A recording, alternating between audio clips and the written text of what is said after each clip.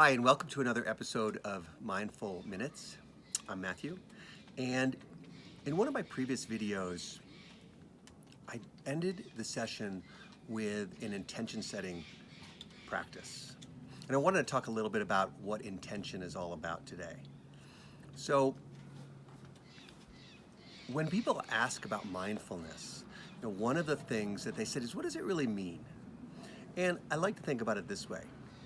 What do you think the opposite of mindfulness would be, right? That would be mindlessness, right? Well, and let's face it, a lot of times in our lives, we're actually walking around in a state of mindlessness. Now you're probably thinking, no, not me, that's not how I am, but think about it. Have you ever driven home and forgotten how you actually got there?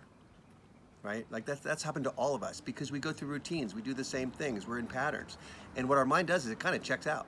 Every time you watch a movie, you kind of go into a trance, right? So we're in a state of mindlessness or a trance state. Quite often, actually, athletes go into a trance state frequently. They get into the zone and they're just doing things.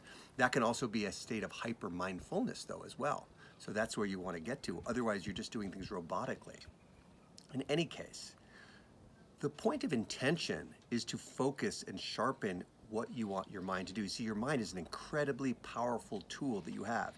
It is the most powerful tool that you have. And unfortunately, on average, human beings use a very small percentage of it through their lifetime, right? So the idea of setting intentions is the idea of pointing or focusing the energy of your mind to create outcomes in your life or to create situations in your life.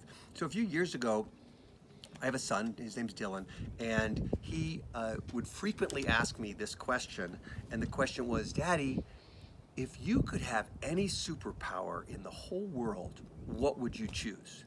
Now, of course, he was expecting me to say flight or super strength or something of that nature, and I would kind of surprise him and say, I would like to be intention man. And he would look, kind of scrunch his face and look at me like, whatever that means.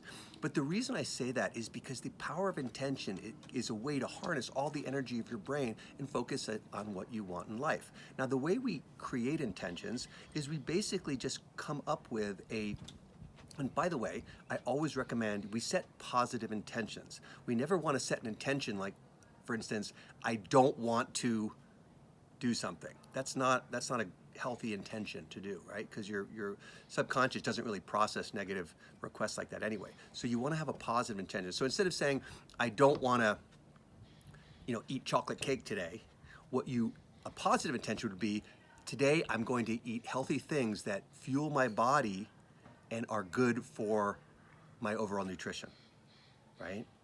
So that would be a way to phrase it in a positive way. But here's how you can use intentions. Let's just say you have a stressful situation. You have to have a difficult conversation with somebody. Let's say you have to, you're at work. You have to close a deal, or you're going to talk with your boss, or you're going to talk with a subordinate, or you're going to have a situation. You want to put yourself in a certain framework for it. What you can do is just sit quietly. It doesn't take long, right? This is like you could do this in a minute or 30 seconds. What you can do is you can just sit down. You may want to close your eyes or not. I'll leave that up to you. And just really get clear on what your intention is. How you want to show up for that moment, for that experience. How you want to be. As if you were wearing a signboard, right, on your chest that said, I'm going to be constructive and open-minded and helpful. Right? Constructive, open-minded, and helpful in this situation. And what happens, and then you can just make that a little bit of a mantra, right? That's a buzzword, but you can make it a mantra, repeat it just to yourself, maybe take a few breaths, just really focus all your energy on that mantra. Now, you may pick a different intention of how you want to be. Perhaps you need to be a different state, but whatever state that is, you decide. Focus on that intention, give it all the energy that you have, not just from your brain, but other parts of your body too, and just charge that up for yourself and breathe it in, right? And then go into that situation. Now here's the trick.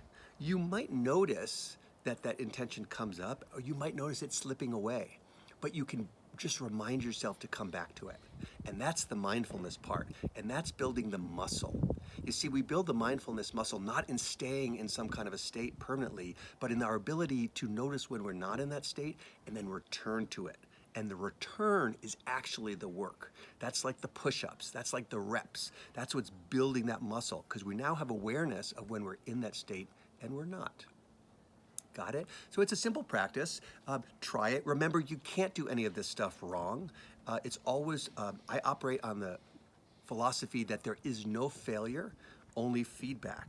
So if we're struggling with something, we gotta get curious about what's the feedback that I'm getting here. Maybe I'm too distracted. Maybe I need to spend a little bit more time and get more clear on what my intention is. Anyway, play with it, have fun with it. Let me know, send me comments if you try it and what your experience has been.